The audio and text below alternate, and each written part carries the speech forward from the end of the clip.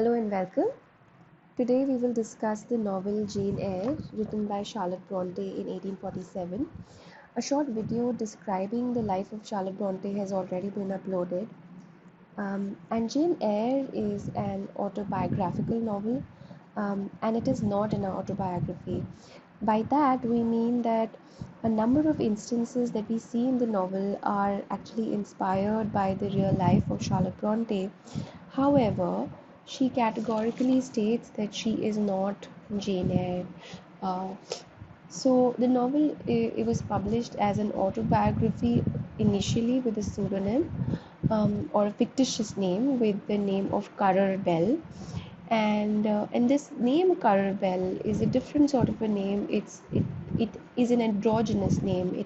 It is as if it is difficult to say if it's a female name or a male name, and she chooses such an androgynous name for herself. And of course it was an immediate success when it was published, but like every work it also had its critics who said that this is a novel which is attacking religion. So in the second edition of the novel, she addresses these critics in her work, and she says that it is important to expose religious hypocrisy, and to a great extent she tries to expose the conditions of that particular time in her novel. And so this is the an extract from the second edition of the novel, and she says, conventionality is not morality, self-righteousness is not religion, to attack the first is not to assail the last, appearance should not be mistaken for truth, narrow human doctrines should not be substituted for world-redeeming creed of Christ. There is, I repeat it, a difference, and it is good and not a bad action to mark broadly and clearly the line of separation between them. So she's so this clearly can be looked at as a religious novel to a great extent, and we also need to remember that Charlotte Bronte is the daughter of a clergyman, so she has had a very religious upbringing. So to a great extent, this novel can be looked at as a novel which is deeply religious. And we can see Jane Eyre, or the work of Jane Eyre, as a historical novel, as a critique of society. It challenges Victorian England's prudishness and their attitude towards women and lower castes. And it can also be looked at a historical novel, as it shows the condition of dispossessed middle class woman who has no wealth, and how she manages on her own. And to go back to what I was talking about, how Charlotte Bronte says that she is not Jane, this is an extract um, from a work by Cynthia A. Linder, and here she takes an extract from one of Charlotte Bronte's early biographies, and she says that Jane Eyre was naturally and universally supposed to be Charlotte Bronte, but she always denied it. And she once told her sisters that they were wrong, even morally wrong, in making their heroines beautiful as a matter of course. They replied that it was impossible to make a heroine interesting on any other terms, and her answer was, I will prove to you that you are wrong.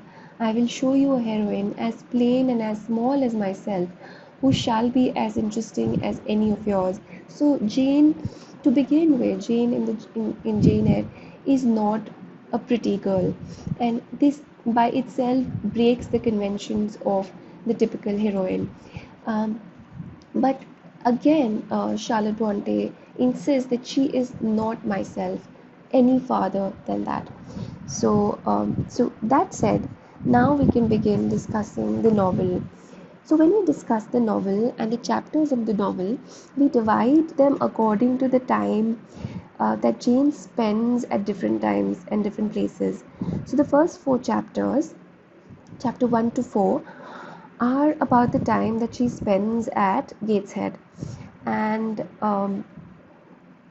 And the next chapters are divided to the time when she spends in Lowood, then she goes to Thornfield, and then finally she spends some time at Marsh End. So we will read and go through the novel accordingly. So the first video, this video particularly, discusses the short but an important early phase in her life. And here we are introduced to Jane and what her personality is like. So let's begin with the first four chapters. So we are introduced to Jane, who is living with her aunt and her cousins. Her aunt is called Mrs. Reed, and her cousins are Eliza, John, and Georgiana. And they keep Jane away, but Jane just busies herself by reading a book. And here, while she's reading a book, and she's reading Berwick's History of British Birds, and here John, who is 14 years of age, and so he's older to Jane by 4 years, and he's a bully, and he comes to her and interrupts her reading, and he first verbally abuses her, and then he also hits her, and to Jane, this is a real assault, and Jane describes John in this way. She says, John had not much affection for his mother and sisters and an antipathy to me. He bullied me and punished me, not 2 or 3 times in a week, no once or twice in a day, but continually. Every nerve had feared him. My every nerve feared him. So she's really afraid of John. And eventually, we are also told that John is such a cruel person that he twists the necks of pigeons. He kills and sets the dogs at the sheep, and he's also unkind to his mother. And eventually, we also know that he also dies as an addict. So he's a really Jane makes it a point. Charlotte Bronte makes it a point to describe John, and makes it a point for the audiences to not like John at all from the very get-go. And although Jane earlier accepts uh, John's assault, but eventually she also refuses to give in and retaliates. And because of her retaliation, she is punished to go to the Red Room. And so chapter 2 is when the chapter 2 begins, she's actually being taken to the Red Room. And while she's being taken to the Red Room, the servants address her. And one of the servants, actually, the two servants are Mrs. Abbott and Bessie. And while they're taking her to the Red Room, she's told that she's even worse than a servant. And we later get to know that one of the servants, Betty, would often ask Jane to help her out in small errands like dusting the house. So Jane is really not treated like a family in this house. And although one of the maids is nice to her, but she's not a of this family. Anyway, right now she's being taken to the Red Room, and this Red Room is red because of the decor. The curtains are red, and when one enters the room, the carpet is red, the all of it is red, and Mr. Jane's uncle had actually died in this room, and no one enters this room really, and Jane is really terrified in this room, and she actually feels that there's something eerie inside it, and it's a haunted room for her. And although Jane is just 10 years old, her uncle had died 9 years ago when she was a very young child.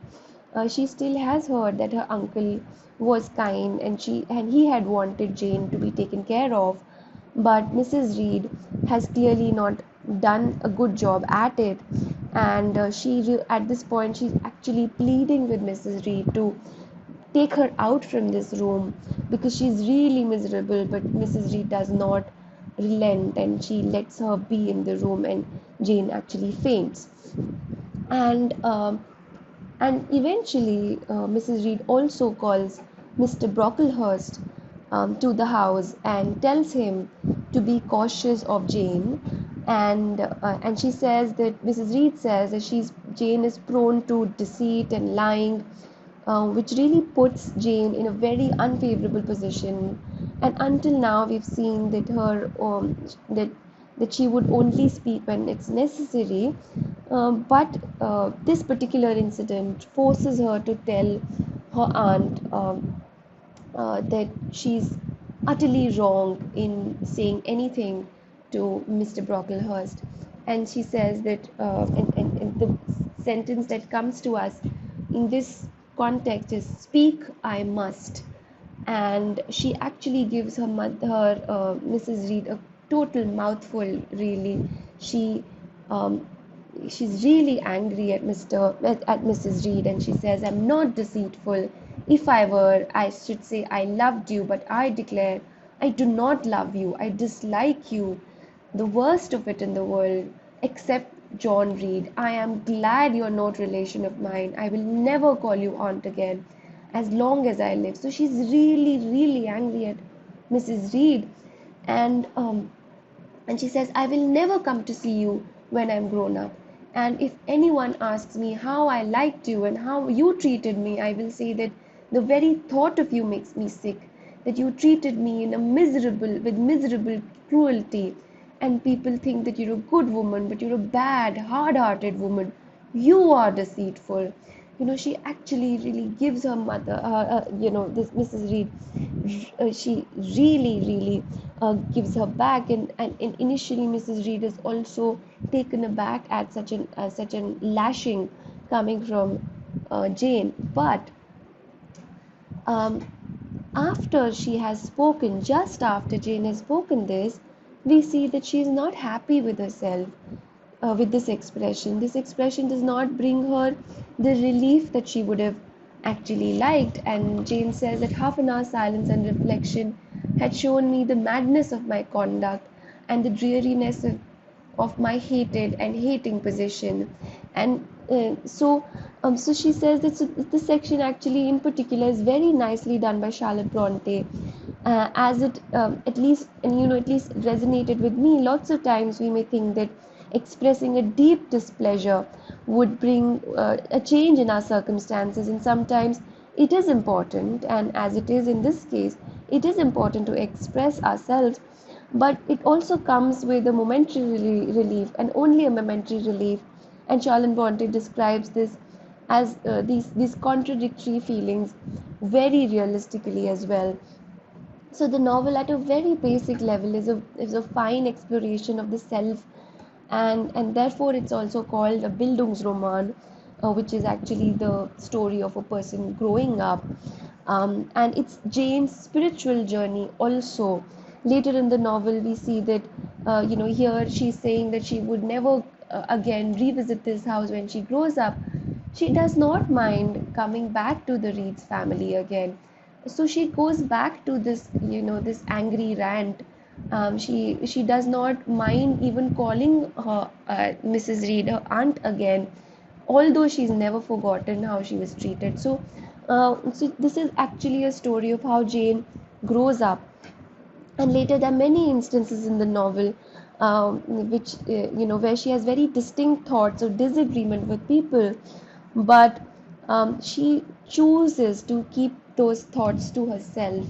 And so even when she's having second thoughts about Rochester, when Rochester tells her about his past relationships, she keeps her real feelings, her genuine actual feelings, to herself.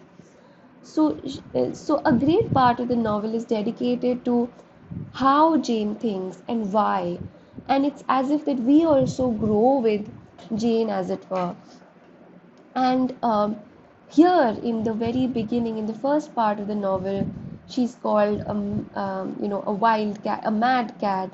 And she's and that suggests to us that though through her childhood, Jane is a very passionate person.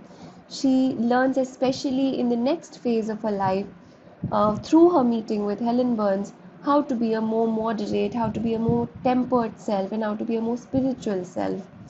So this is what she learns through the rest of the novel. This was a very, very short introduction to the first part of the novel.